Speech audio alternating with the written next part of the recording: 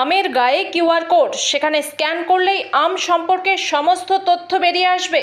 মালদার আম কিনা সে তথ্য জানতে পারবেন আপনি। নমস্কার, এসএলকে নিউজে আপনাদের সকলকে স্বাগত। আমের গায়ে কিউআর কোড, সেখানে স্ক্যান করলেই আম সম্পর্কে সমস্ত তথ্য বেরিয়ে আসবে। মালদার আম কিনা সে তথ্য জানতে পারবেন আপনি।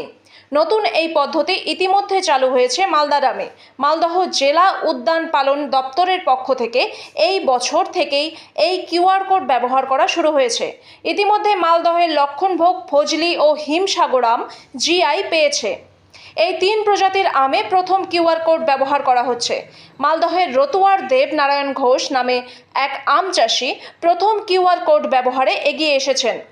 উদ্যান পালন দপ্তরের সহযোগিতায় এই প্রথম তিনি 3টি প্রজাতির আমে এই কিউআর কোড ব্যবহার করছেন। দিল্লির আম মেলায় তিনি আম নিয়ে গিয়েছেন, সেখানে তার বাগানের আম কিউআর কোড ব্যবহার করে বিক্রি হচ্ছে। আগামীতে উদ্যান পালন দপ্তরের উদ্যোগে জেলার সমস্ত কৃষকদের আমে এই কিউআর কোড ব্যবহার করার পরিকল্পনা রয়েছে। এতে করে খুব সহজেই মালদার আম চিনতে পারবেন সাধারণ ক্রেতারা। চেনার নতুন আধুনিক যে পদ্ধতি সেটাকে অবলম্বন করছেন আপনারা, কি এই আধুনিক পদ্ধতি এবং কিভাবে চেনা যাবে মালদার আম?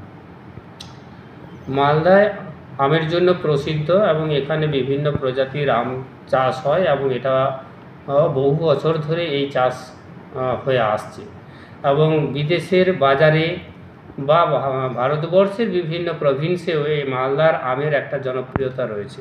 তো এটাকে বোঝার জন্য বেশ কিছু কৃষক এগিয়ে আসতে চেয়েছে যে আমরাও আধুনিক পদ্ধতিতে আমাদের কিউআর কোডের মাধ্যমে যদি এই আমটা বিভিন্ন প্রান্তে আমরা পাঠাতে পারি বা বাণিজ্যিকভাবে যদি আমরা পাঠাতে পারি, তাহলে কি হবে, মালদার এই সঠিক প্রজাতির আম কোন বাগান থেকে এটা হচ্ছে এবং সেই বাগানটা কিভাবে পরিচর্যা করেন, কিভাবে কাল্টিভেশন করেন, কি পদ্ধতি অবলম্বন করেন, কি ধরনের কোনো কেমিক্যালস ইউজ করেন কি না, সেটা কিন্তু ওই কিউআর কোডের মাধ্যমে যে কোনো প্রান্তের মানুষ কিন্তু জানতে পারবে।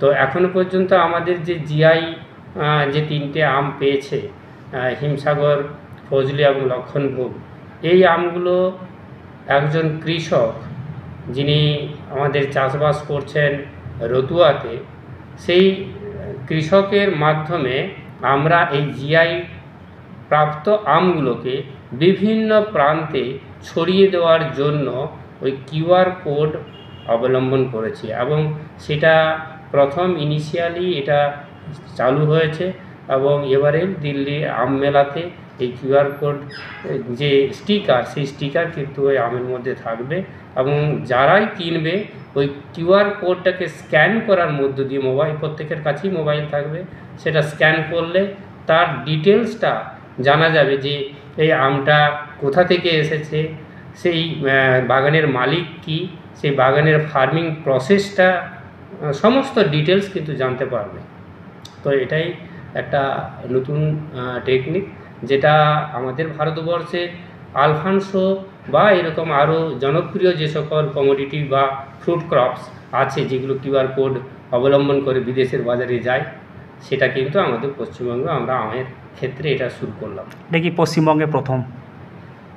পশ্চিমবঙ্গে প্রথম কিনা বলতে পারবো না, তবে আমাদের মালদাতে এই আমের ক্ষেত্রে আমরা প্রথম হিসাবেই এটা পাঠাচ্ছি।